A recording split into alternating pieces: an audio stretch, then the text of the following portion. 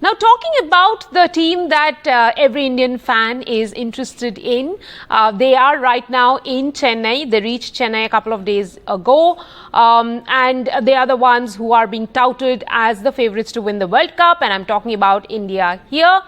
India is the second best team after Australia when you look at the World Cup history. Gursharan, coming to you. Do you think reputations on a big stage like this count, though India is the #1 ODI side in the world today? Actually, you see, all the 5-6 teams, they are exceptional. India, Pakistan, South Africa, New Zealand, Australia and England.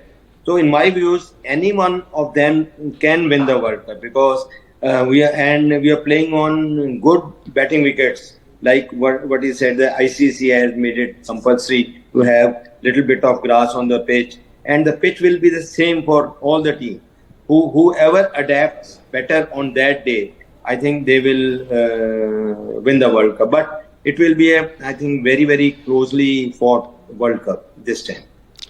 Gursharan says it will be a closely contested World Cup. Rakesh, India has won the last 2 ODI series, getting into this tournament.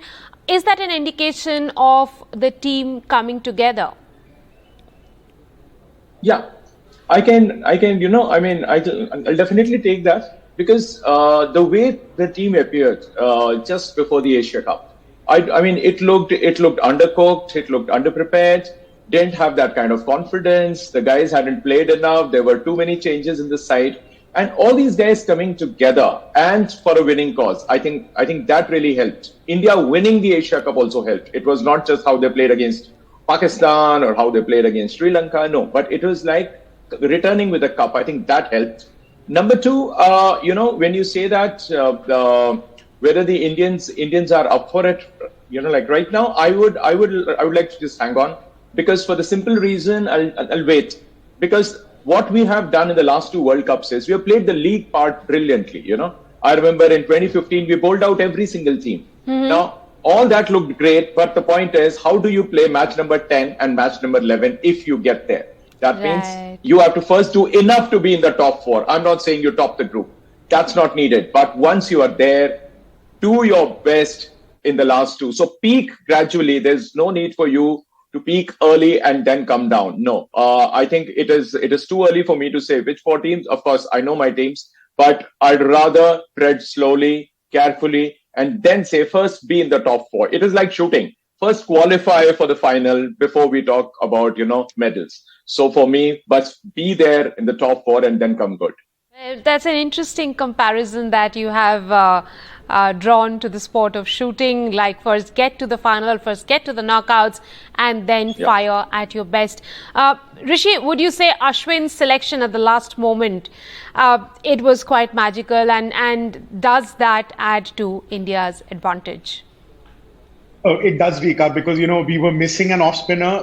There was a lot of talk when the initial squad of 15 was announced that India should have had an off spinner, and given the fact that a lot of other teams have left-handers in their squad, Ashwin would be very lethal, and especially the kind of experience and the number of matches that Ashwin brings to this team is very crucial for the Indian cricket team. He's played a lot of red ball cricket, white ball cricket, and we saw that in the Australia series he was very lethal with his spin bowling, and he's also a very handy batsman. He can think very smart. He's a very smart thinker. So all that is going to add to the benefit and advantage of Rohit Sharma in this 50-over squad.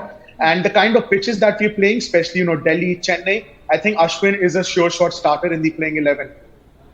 Right, Ashwin definitely will have perhaps will have the final word. Gursharan, the ODI format of the game has gone through a lot of evolution in the last few years. We are having 2 World Cups separated by a pandemic. The format had been hit during the pandemic. Not many teams have really in this World Cup have the idea or maybe the understanding of a World Cup of the middle overs in a World Cup stage. Would you say the middle over strategy for the teams will become key in this World Cup? You're absolutely right. in my views, whichever team does well in the middle overs, like from 11 to 40 overs, that team is going to win, because in that over you have to take wickets, and in that whichever team has got good spinners and they are good one or two like Bumrah or Trent Bolt, like this team will have more advantage. And middle over are very, very crucial, whether you are batting or whether you are bowling. When you are batting, you should not lose many wickets and go for around 5 and over. And when you are bowling, the wicket taking is very, very important. For that, I think you are absolutely right. Plus, I think initially first 10 overs also very crucial. Whichever team gets early wickets, it will be a help to them. Suppose any team takes 2 or 3 wickets, then in the middle over it becomes difficult for the batting team to make a recovery. Yeah. Right. Well, Rakesh, we've spoken about the positives pretty much, what really makes India favourites to win the World Cup. But talking about chinks in the armour, would you say the batting right-handed heavy approach and a long tail are two perhaps significant chinks in India's armour? Yeah, I think I've already said this on so many occasions, Rika, that our trouble is that we don't have all-rounders. We don't have genuine all-rounders, as many as we had in, say, 1983 and 2011.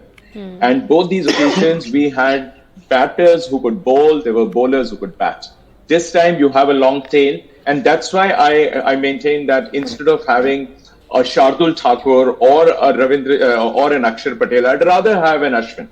He is one of those cricketers who seems to be cricket-wise, he looks far more intelligent to me. Right. And his approach is pretty cool. And if anybody has any doubt about how calm he can be in tough situations, revisit that MCG's, the last 2 deliveries. So what I'm trying to say is, you need him in the team. And having a replacement for Ravindra, if you're looking for Akshar to replace Ravindra Jadeja, that luxury we don't have to have. We can definitely have an off spinner, and no need to go with three left-arm spinners, though of course each one is slightly different than the other, but not at the expense of not having an off, like an off spinner. So yes, but then again, if you can't win a match with eight guys who can bat a bit, don't expect Shami and Bumrah to wield their bat and take you home. That is what I'm trying to say, that if you have invested, when you talk about 35 plus first class teams, where you have more than 35 genuine wicket keepers, more than 70 genuine openers, you still make a wicket keeper open, you make a batsman wicket keep. We have all kinds of combinations. That's where I say that when we talk about cricketing structure in this country, where you ought to have a specialist for the job, we still don't do that. We still compromise by making a reluctant Rahul Dravid to keep wickets way back in the 99 World Cup. And then again, now you have a KL Rahul being made to keep, whether he likes it or not. And when you have Ishan around. So what I'm trying to say is, this is a hodgepodge. But then you spoke about the combination. Yes, this is what we have got. And I think we can still do it. Right. Just before we sign up on the discussion, Rishi, one quick question. India versus Pakistan, the biggest draw of the tournament, perhaps. Which other matches are reason enough to call in sick at work? All 9, Rika. I'm planning to attend all 9 games as of now. But, every single game is going to be important if we have to make it to the playoffs. But after India-Pakistan, it has to be India-New Zealand. New Zealand has been one team in the past that has troubled India in the playoffs. And I'm really looking forward to that game. Right. One of the beautiful stadiums in the world, Dharamshala. I think it's going to be a cracker of a game. Well, you have heard that from a fan.